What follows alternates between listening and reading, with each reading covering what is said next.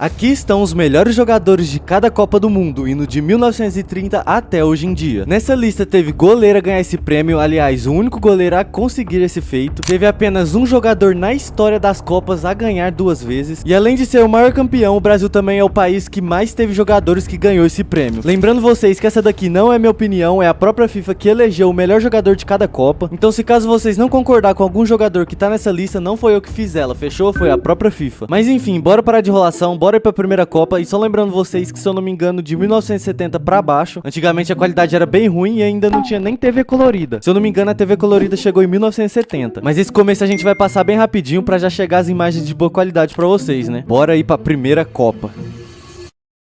Começando pela primeira Copa do Mundo da história, a de 1930. E o melhor jogador dela foi o Nasazzi. E aqui já começa curioso, porque quando a gente pensa em melhor jogador de alguma coisa, a primeira coisa que vem na cabeça já é um craque ofensivo, um atacante, por exemplo. Mas naquela época era liderança. O Nasazzi era capitão do Uruguai, que foi o campeão daquela Copa. Não tinha estatística, não tinha hype de rede social. E ele comandou o Uruguai até o título dentro da sua própria casa. Copa do Mundo de 1934. Aqui já começa a aparecer aquele estilo mais craque mesmo. E o melhor jogador daquela Copa foi o Giuseppe Meazza. E falar pra vocês, o Meazza era muito diferente. Ele era muito técnico, inteligente, decisivo. O cara era o cérebro da Itália. E mais uma vez, o melhor jogador da Copa veio da seleção campeã do mundo. Ele liderou o título da Itália de 1934 e ali ele virou ídolo absoluto. Tanto que tempos depois até estádio recebeu o nome dele.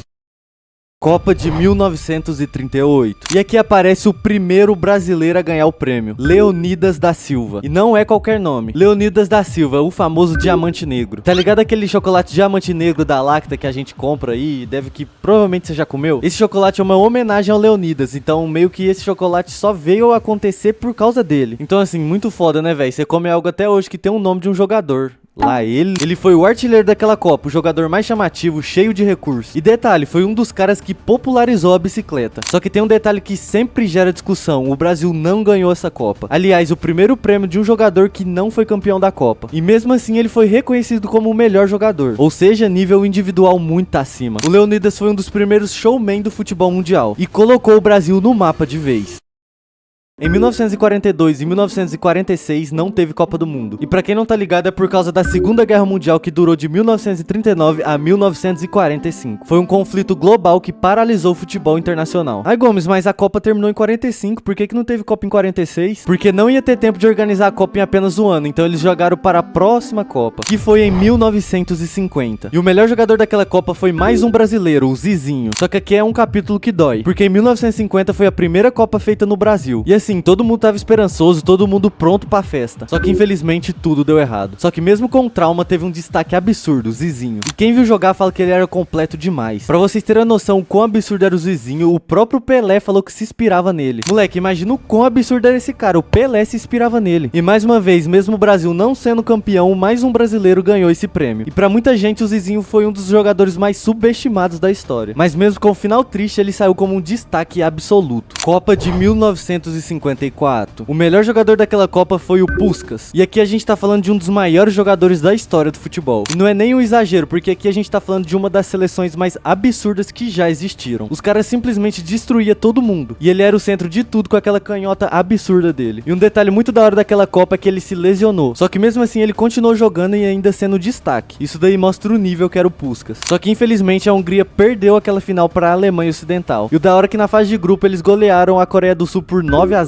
Golearam a Alemanha Ocidental por 8-3 e depois chegaram na final da Copa contra essa mesma Alemanha Ocidental, chegaram a abrir 2-0 no placar, só que infelizmente tomaram a virada, e isso daí ficou conhecido como o Milagre de Berna, uma das maiores zebras da história do futebol. Só que individualmente o Puskás ainda foi o nome daquela Copa, e até hoje quando falam de Hungria de 54, o primeiro nome que vem na cabeça é o dele. Copa do Mundo de 1958. Aqui em 58 todo mundo lembra do Pelé, né? Com 17 anos, amassando na Copa, fazendo 2 gols na final. Aí acha que ele foi o melhor da Copa. Mas não, quem levou o prêmio naquele ano foi o brasileiro Didi. E falar pra vocês que faz todo sentido, porque o Didi era cérebro daquele time. Enquanto o Pelé encantava com 17 anos, o Didi fazia o jogo acontecer. Naquela Copa tinha Garrincha, Pelé, Vavá, muita estrela. Só que alguém precisava organizar tudo, e esse alguém era o Didi. Na final, quando o Brasil tomou o primeiro gol, quem pega a bola, levou pro meio e acalmou o time foi ele. Tipo assim, assim, relaxa rapaziada, a gente vai virar, e não é que virou mesmo? E foi lá que o Brasil venceu seu primeiro título na história. E sem sombras de dúvidas, o Didi influenciou demais esse título. E antes da gente ir pra Copa de 62, que foi mais um brasileiro a ganhar o prêmio, eu quero pedir pra vocês se inscrever aqui no canal, deixar o likezão, que isso aí ajuda demais o canal, ajuda demais eu continuar trazendo conteúdos aqui pra vocês. E pode se inscrever, pode confiar, e se você chegar até o final do vídeo e não gostar do conteúdo, aí sim você pode estar se desinscrevendo do canal. Mas assim, eu garanto pra vocês que vocês vão gostar aqui do vídeo, porque o conteúdo aqui é de qualidade. Mas enfim, bora continuar aqui com a próxima Copa, que esse cara aqui, ele era muito craque, hein?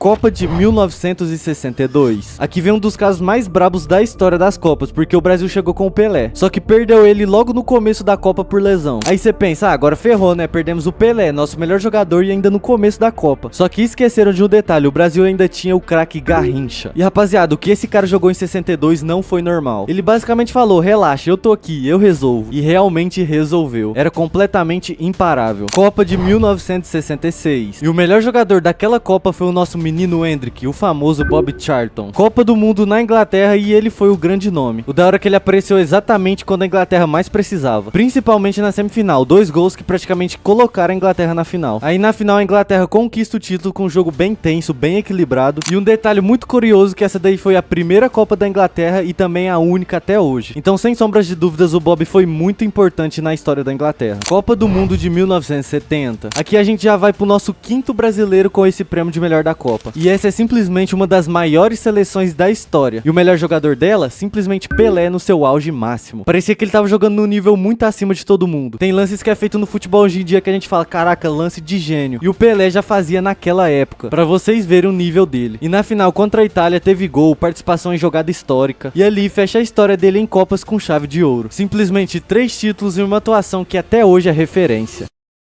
1974. Aqui o futebol é arte, mas de outro jeito, e o melhor jogador daquela Copa foi o Johan Cruyff. E se em 70 foi o Brasil encantando o mundo, em 74 foi a vez da Holanda revolucionar o jogo. E o nome disso, Cruyff. Esse cara jogava muita bola e ele era o líder do futebol total. E posição não existia para aquela Holanda. Provavelmente vocês já ouviram falar, né, onde todo mundo ia marcar, todo mundo saía da defesa, virava aquela multidão e aí, só ia. E essa daí era a Laranja Mecânica liderada por Johan Cruyff. Infelizmente a Holanda não foi campeã daquela Copa, ela também perdeu para a Alemanha Ocidental, mas mesmo assim não teve discussão, o Cruyff foi o melhor jogador daquela Copa. Copa de 1978. Aqui é aquele clássico, né? Craque mais Copa em casa igual a história. E o melhor jogador dela foi o Mário Kempes. A Argentina jogando em casa, pressão absurda. E o cara que chamou a responsabilidade foi o Kempes. E ele foi o artilheiro daquela Copa. A final foi entre Argentina e Holanda, e sim, a Holanda tava lá de novo, e eles perderam pelo 2º ano consecutivo, só que dessa vez não tinha o Cruyff. O jogo tava tenso e o Kempes vai lá e faz 2 gols. Simplesmente decidir na final. E ele foi o destaque absoluto daquela Copa, então 78 não tem discussão. Copa do Mundo de 1982. Aqui é uma das histórias mais absurdas de Copa. E o melhor jogador dela foi o italiano Paolo Rossi. Porque o Rossi chegou assim, praticamente desacreditado. Tava voltando de suspensão, sem ritmo, sem confiança. Fez os primeiros jogos na Copa completamente apagado. Aí do nada o cara vira outro jogador. Pra vocês terem noção do tamanho do Rossi naquela Copa, a Itália pegou o Brasil, e não foi qualquer Brasil, viu? Foi o Brasil de 82, que foi uma das maiores seleções que já existiram. Brasil que meteu 2 goleadas aí na fase de grupos, eliminou a Argentina por 3-1 na próxima fase, e quando pegou a Itália, o Rossi simplesmente fez um hat-trick contra o Brasil. E não parou por aí não, na semifinal mais um gol dele. Na final, contra a Alemanha Ocidental, mais um gol dele. E tipo assim, tudo que ele não fez no começo, ele fez no momento mais importante. Ele virou artilheiro, o herói e o melhor jogador daquela Copa. Copa de 1986. Aqui é uma das maiores atuações individuais da história do futebol. E o melhor jogador foi simplesmente Diego Maradona. E falar pra vocês, rapaziada, não tem o mínimo de discussão aqui. Ele pegou a Argentina e basicamente carregou nas costas. O que ele fez naquela Copa foi um absurdo. O jogo contra a Inglaterra simplesmente histórico, porque em poucos minutos ele faz o gol mais polêmico da história, né, aquele gol de mão dele, e depois um dos gols mais bonitos da história, que ele pegou a bola do meio de campo, foi driblando todo mundo e fez aquele golaço. Tipo assim, como é que pode, velho, no mesmo jogo? E isso daí resume o que foi Diego Maradona naquela Copa. 1990. Esse daqui é muito aleatório e por isso mesmo é incrível, porque ninguém esperava. Falar pra vocês, eu não sei nem pronunciar o nome desse cara, é o Salvatore Schillaci. E ele não chegou como estrela, não chegou como o grande nome da Itália, e do nada virou o cara da Copa. Ele começa no banco, entra, faz gol e não para mais. Quando você vê, ele é o artilheiro do torneio. E a Copa de 90 foi isso, um cara comum tendo um momento extraordinário. Só que diferente de outros craques, ele não sustentou isso depois. Foi tipo que um pico na carreira. Ele virou herói nacional, o melhor jogador daquela Copa.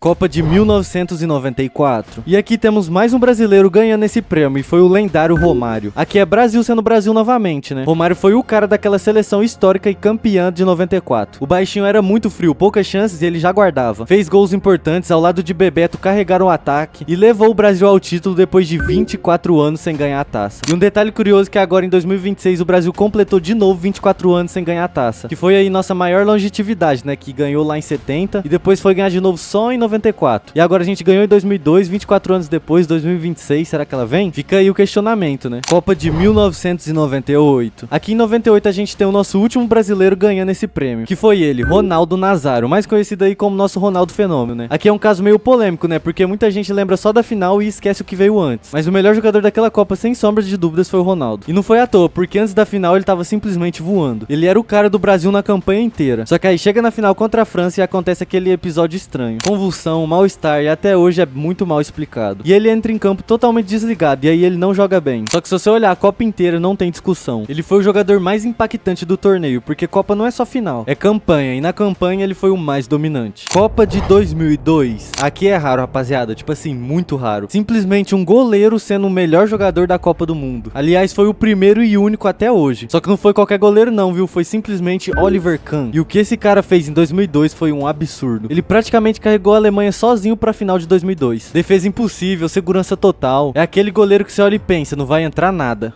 Lá ele. Jogo após jogo ele salvava. E não era defesa simples não, era milagre. Só que aí vem um detalhe cruel, né? Final contra o Brasil, ele vinha perfeito, só que aí ele comete uma falha. Solta a bola e o Ronaldo Fenômeno vai lá e faz o gol. Um mi muito feio e ali muda o jogo, marca a imagem final. Só que mesmo assim o prêmio ficou com ele. Copa de 2006. Esse aqui é outro caso marcante, porque mistura genialidade com um final caótico. E o melhor dessa Copa foi o Zinedine Zidane. Ele já não estava mais no seu auge físico, mas tecnicamente ainda era um absurdo. Ele comandava a França com seu controle de jogo e o mais impressionante é que ele cresceu nos jogos grandes. Quanto o Brasil nas quartas, ele deu aula, tudo passava por ele e ele foi levando a França até a final. Aí vem um momento que todo mundo lembra, a final contra a Itália. Ele fez gol de cavadinha, frio, gigante, ainda contra o Buffon, né, um dos melhores goleiros da história. Só que depois vem um momento que todo mundo lembra, a cabeçada que ele deu no Materazzi. Aí ele foi expulso, o jogo foi pros pênaltis e a Itália ganha da França nos pênaltis. Copa de 2010. O melhor jogador dessa Copa foi um cara que meio que carregou um país sozinho. O Uruguai não chegava como favorito, mas tinha o Diego Forlán. E mano, o que ele jogou foi absurdo. Parecia que qualquer bola no pé dele virava perigo. As quartas de finais contra a Gana também foi muito louco, que o jogo tava 1-1, aí praticamente no último lance, o cara da Gana chuta, aí vem aquele lance que o Suárez defende com a mão lá, e o cara erra o pênalti. Depois o Uruguai ganha da Gana nos pênaltis, isso é louco, bizarro. Era a primeira vez desde 1970 que o Uruguai chegava a uma semifinal de Copa. Infelizmente eles perderam a semifinal pra Holanda, mas mesmo assim o Forlán foi eleito o craque daquela Copa.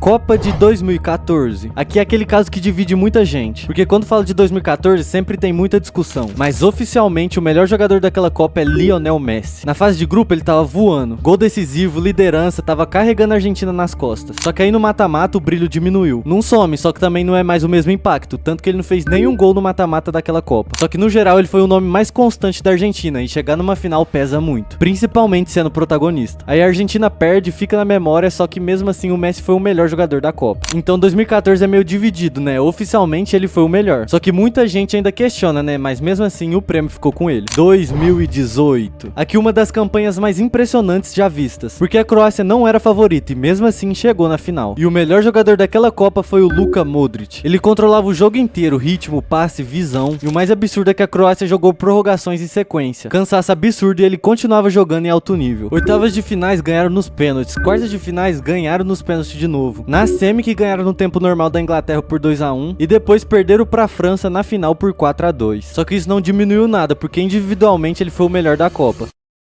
Copa de 2022. Aqui é fechamento de história, tipo um roteiro perfeito. E quem ganhou o prêmio de melhor jogador da última Copa foi ele de novo, Lionel Messi. O único jogador da história a ganhar esse prêmio 2 vezes. E ele já tinha batido na trave em 2014. E em 2022 ele veio diferente. Mais líder, mais decisivo, mais completo. E desde o começo da Copa já dava pra ver que ele ia chamar responsabilidade. Tanto que ele já tinha jogado 4 Copas do Mundo e ele nunca tinha feito gols em mata-matas de Copas. Ele ativou seu modo argentino, começou a brigar, que miras bobo. Chegou na final, fez um das melhores finais, se não a melhor final da história das Copas, 2 gols na final, aquele jogo maluco, e além de ter ganhado o título, é coroado novamente como o melhor jogador da Copa. O último capítulo de um dos maiores da história, sendo finalmente o melhor do mundo com a Copa na mão. E em 2026, hein, rapaziada, quem será que vai ser o melhor da Copa? Será que vai ser de novo um brasileiro ou será que vai ser outro estrangeiro? Porque a última Copa que teve um brasileiro como melhor dela foi em 98, né, o Ronaldo Nazário. Então já faz tempo que um brasileiro não ganha aí esse prêmio, hein? Mas enfim, rapaziada, o vídeo foi esse, eu vou ficando por aqui, espero que vocês tenham gostado. Não se esqueça de se inscrever aqui no canal, deixar o likezão, comente aqui também o que você achou do vídeo e comente temas de vídeo de Copa do Mundo que eu vou estar lendo todos os comentários. E o próximo vídeo pode ser que venha de um comentário de vocês, hein? Então é isso aí, espero vocês no próximo vídeo, fica com Deus e eu fui!